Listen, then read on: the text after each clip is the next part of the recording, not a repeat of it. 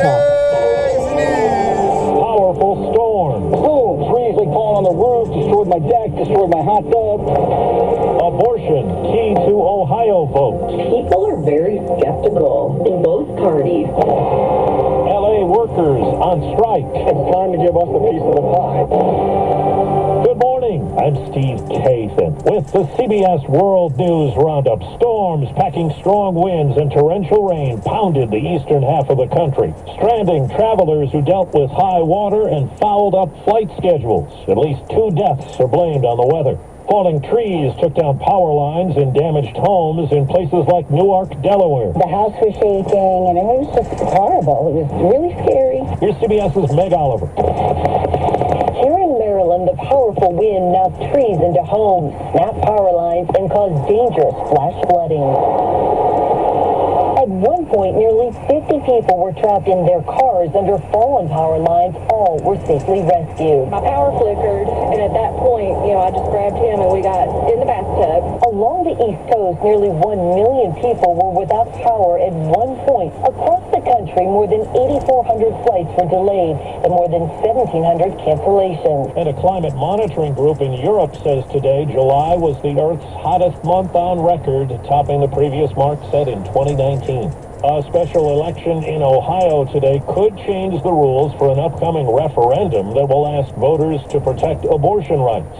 CBS's Caitlin Huey-Burns says it's all about percentages. Under current law, changing the Ohio Constitution requires support from a simple majority, 50% plus 1. But the Republican-led legislature set up an August special election to raise that threshold to 60%, all with the issue of abortion in mind. Ohio's Republican Secretary of State, who's backing the change. We don't want to see a really radical abortion amendment put in our state constitution. But is changing the rules at this state in the game, isn't that stacking the deck? No. The critics say the move was strategic. In Kansas and Michigan last year, amendments to preserve abortion access passed with just under 60% approval. The judge in former President Trump's new criminal case is pushing both sides to come to court. Trump's lawyers want the judge to reject a proposed order that would limit what he could say about the evidence against him. Prosecutors say sensitive material could be revealed. Legal analyst Lori Levinson. Donald Trump's team has fashioned this to be all about the First Amendment.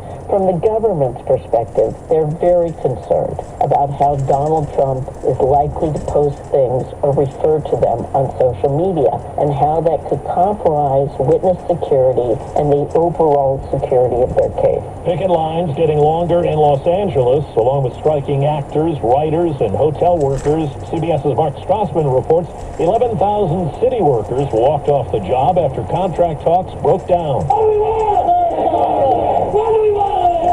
LA today stands for labor action. Today's 24-hour work stoppage. A warning shot fired by unhappy union workers. More than 11,000 airport and dock workers, park and sanitation workers, demanding competitive pay and other benefits. You cannot bring people into the city when you're not offering good wages. Gilda Valdez works for the union representing more than 95,000 public sector workers in Southern California. She claims city officials have failed to bargain in good faith. It isn't about doing damage, it's about sending a message. LA Mayor Karen Bass said in a statement, city workers deserve fair contracts, and we have been bargaining in good faith since January. Overseas in Ukraine, CBS's Ramy Inocencio has more on new Russian missile strikes, blamed for at least 7 deaths and dozens of injuries. Residents of the town of Pokrovsk now turn rescuers, scrambled to help people sprawled on the ground. The flames filled my eyes, said this bruised woman. I fell on the floor. There's shrapnel in my neck. The window fell on me, said her neighbor. I got cuts on my back, knee, and legs. And new this morning, Ukraine counterintelligence revealed the arrest of 3 more Ukrainian women, also from the district of Pokrovsk, alleged to be part of a Russian agent network. 4 minutes after the hour. Well, that's today's news. Today's news. I didn't hear any good news, did you? I didn't think so. I guess it's all about perspective. The glass is half full. Well, as always, I'd like to thank you again for coming along with me on these Dash Cam News adventures. You know the drill. Peace, love, and all that hippie jazz. Bye-bye, everybody. It's 64 degrees.